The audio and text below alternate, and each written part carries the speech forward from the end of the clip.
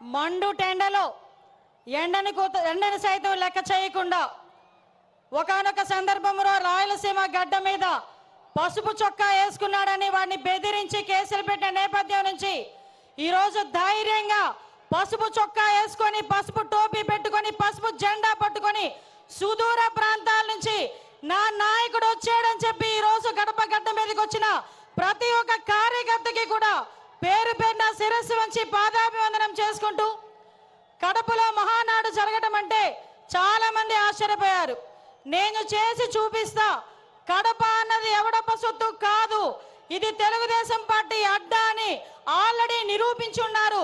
ఆ కడపలోని ఈ రోజు వరకు మనం మహానాడు జరపలే, ఇక్కడ జరుపుకుందామని చెప్పి గౌరవ ముఖ్యమంత్రి వర్యులు నారా చంద్రబాబు నాయుడు గారు, అదేవిధంగా మన జాతీయ ప్రధాన కార్యదర్శి మనందరి నాయకుడు లోకేష్ బాబు గారు కంకణం కట్టుకొని ఈరోజు ఈ కార్యక్రమానికి శ్రీకారం చుట్టారు.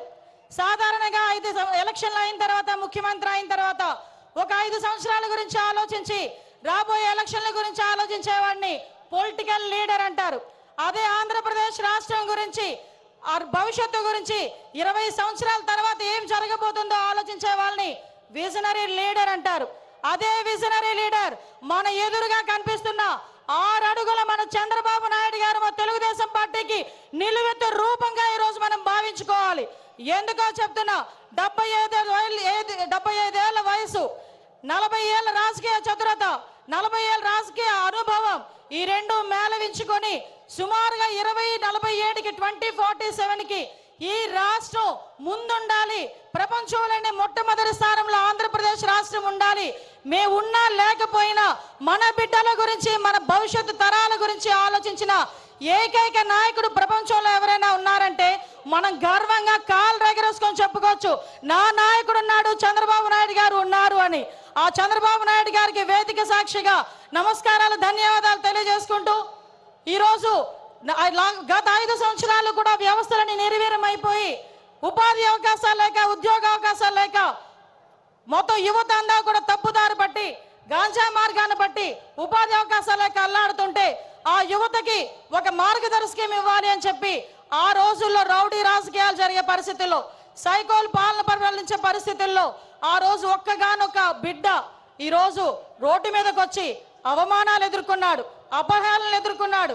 ఒక పక్క తల్లిని అవమానించారు, ఒక పక్క తండ్రిని జైలుకి పంపించారు.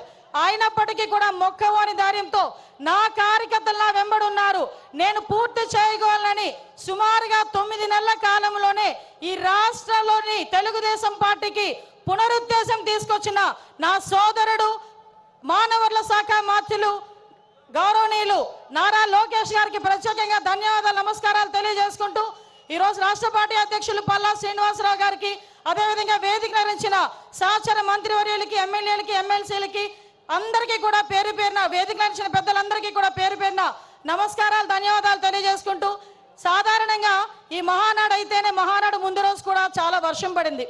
వర్షం పడితే చాలా మంది లోపల తీన్మా డాన్సులు వేసుకున్నారు అవతల పార్టీ వాళ్ళు. ఈ మహానాడు ఎలా అవుతుందో చూద్దాం, ఈ మహానాడు ఎలా అవుతుందో చూద్దామని. ఒక్కటి మాత్రం నిజం, ఆ మహానుభావుడు చంద్రబాబు నాయుడు గారి సంకల్ప బలం ముందు అన్నిది కూడా దిగదుడిపోయి ప్రకృతి కూడా ఈరోజు మనకి సహకరించి 3 గంటల టైంలో ఇంత చల్లగా మనందరినీ కూడా ఇక్కడ ఆశీర్వదించిందంటే ప్రకృతి. ఈరోజు ఇది కూడా ఒక శుభ సూచకంగా దేవుని స్క్రిప్ట్ కింద భావించాల్సిన పరిస్థితి. గత 5 సంవత్సరాలు చూసాం, విధ్వంసంతో స్టార్ట్ అయింది, ప్రజావేదిక విధ్వంసంతో స్టార్ట్ అయింది, అనేక కేసులు పెట్టించుకున్నాం, అనేక రకాల జైళ్ళకి వెళ్ళాం. అభివృద్ధిలో శూన్యమైపోయింది, 20 సంవత్సరాలు వెనక్కి వెళ్ళింది. అభివృద్ధిలో ఎందుకు ముందుకు రాలేకపోయింది అంటే శాంతి భద్రతల మీద వాళ్ళకి పట్టు లేక, కనీసం వాళ్ళ భద్రత మీద వాళ్ళు కనీసం శ్రద్ధ చూపకపోవడం వల్ల ఈ రోజు మళ్ళా అదే శాంతి భద్రతల మీద, భద్రత మీద శ్రద్ధ చూపించారు. కాబట్టి మన నాయకుడి మీద నా నమ్మకంతో ఈరోజు అనేకమైన కంపెనీలు ఈరోజు వస్తున్నాయి. ఇంతకు ముందు రాయలసీమ గురించి, ఫ్యాక్షనిజం గురించి మాట్లాడుకునే పరిస్థితి నుంచి ఈరోజు ఉపాధి అవకాశాలు, ఫ్యాక్షన్లోని చాలా మంది ప్రాణాలు కోల్పోతా ఉంటే అటువంటి వాళ్ళు ప్రాణాలు కోల్పోకూడదని ఫ్యాక్షనిజాన్ని సమూలంగా ఆ రోజు నాశనం చేసి ఈరోజు అదే కత్తి పట్టిన చేత్తోనే ఉపాధి అవకాశాలు కల్పించిన పరిస్థితి. ఈ రోజు రాయలసీమలో ఉన్న ప్రతి మహిళ కూడా ఇంట్లోని చంద్రబాబు నాయుడు గారు బొమ్మ పెట్టుకోవాలి. ఎందుకనంటే ఏ రోజైనా కత్తి పట్టిన మగవాడు బయటికి వెళ్తే మళ్ళా తిరిగి ప్రాణాలతో వస్తాడో రాడో తెలియని నుంచి ఈ రోజు నా భర్త క్షేమంగా వస్తాడు, తిరిగి డబ్బులు తీసుకొని వస్తాడని ధైర్యంగా ఉండే పరిస్థితిని ఈ రోజు తీసుకొచ్చాం. ఇంతకు ముందు రాయలసీమ అంటే మనకి చేతిలో కత్తులు, కటార్లు, బాంబులు వినిపించేవి. కానీ ఈ రోజు రాయలసీమ అంటే ఒక కియా, రాయలసీమ అంటే ఒక శ్రీ సిటీ, రాయలసీమ అంటే ఒక హీరో కంపెనీ, ఇలాంటి కంపెనీలు అనేకం కనిపించే పరిస్థితి ఈ రోజు మనందరికీ కూడా కనిపించే పరిస్థితి కనిపిస్తా ఉంది. నేను ఒకటే చెప్తున్నా, నిన్న ఒకే ఒక విషయం చెప్పి ముగిస్తా. పెద్దలందరూ ఉన్నారు. నిన్న ఏదైతే మహానాడులో గౌరవ్ లోకేష్ గారు చేసిన 6 శాసనాలు, నిజంగా ఏదైతే చంద్రబాబు నాయుడు గారు కలలు కంటున్న 2047 స్వర్ణాంధ్రకి ఈ రోజు కడప మహానాడు వేదికగా ఈ 6 శాసనాలు కూడా ప్రథమ భూమిక వహించబోతున్నాయి. ఇవే పునాది కాగబోతున్నాయి. ఈ కార్యకర్తలే అధినేత అని చెప్పిన పరిస్థితి ప్రపంచంలో ఏ పార్టీకి లేదు. ధైర్యంగా, గర్వంగా నేను తెలుగుదేశం పార్టీ కార్యకర్తనని చెప్పుకొని తిరిగే పరిస్థితులు ఈ రోజు ఉన్నాయి. ఒకటే ఒక విషయం చెప్తున్నా. మొన్న రీసెంట్ గా నేను ఒక ఫ్లైట్ లో వస్తా ఉంటే ఒక పెద్ద మనిషి, ఒక వ్యాపారవేత్త నాకు కనిపించారు. ఏంటి సార్ ఎలా ఉంది సార్ అంటే, అమ్మ రక్షించారు మీరందరూ కూడా ఎన్డీఏ కూటమిని గెలిచి. ఎందుకంటే 2018లో నేను శంకుస్థాపన చేశా, 19లో నేను ఫ్యాక్టరీ పెట్టాలని వెళ్తే పార్ట్నర్షిప్ అడిగారమ్మా. అప్పటి నుంచి మూసుకొని కూర్చున్నా.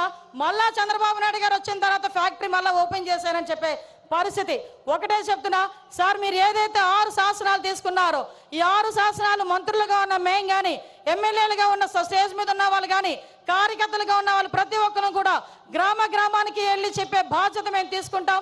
మీరు కలలుగన్న 2047 విజన్ ఏదైతే ఉందో ఆ విజన్ ని పరిపూర్ణంగా ముందుకు తీసుకెళ్లే విధంగా, మరీ ముఖ్యంగా గుంట నక్కలు చేరకుండా ఉండే బాధ్యత కూడా కార్యకర్తలుగా మనందరం కూడా తీసుకోవాల్సిన బాధ్యత ఉంది. మళ్ళీ 5 సంవత్సరాల తర్వాత నేను వస్తా అని కలలుగనే వాళ్ళకి మొన్నటితోనే ఆఖరి రోజు పులి స్టాప్ పడే పరిస్థితి, మళ్ళా ఇలాంటి గుంట నక్కలు మన దగ్గరికి చేరకుండా ఉండే పరిస్థితి కూడా మనం తెచ్చుకోవాలని మనస్ఫూర్తిగా కోరుకుంటూ, ఇప్పటి నుంచే 2029 ఎన్నికలకి కూడా ఇప్పటి నుంచే పని చేయాలని ప్రతి కార్యకర్తకి కూడా తెలియజేసుకుంటూ, ఈ మహావేదికగా మీ అందరికీ నాకు ఇక్కడ మాట్లాడే అవకాశం కలగజేసినందుకు ప్రత్యేకంగా గౌరవ ముఖ్యమంత్రి వర్యులకి, నారా చంద్రబాబు నాయుడు గారికి, లోకేష్ బాబు గారికి అందరికీ కూడా ధన్యవాదాలు, నమస్కారాలు తెలియజేసుకొని సెలవు తీసుకుంటున్నా. జై హింద్, జై తెలుగుదేశం.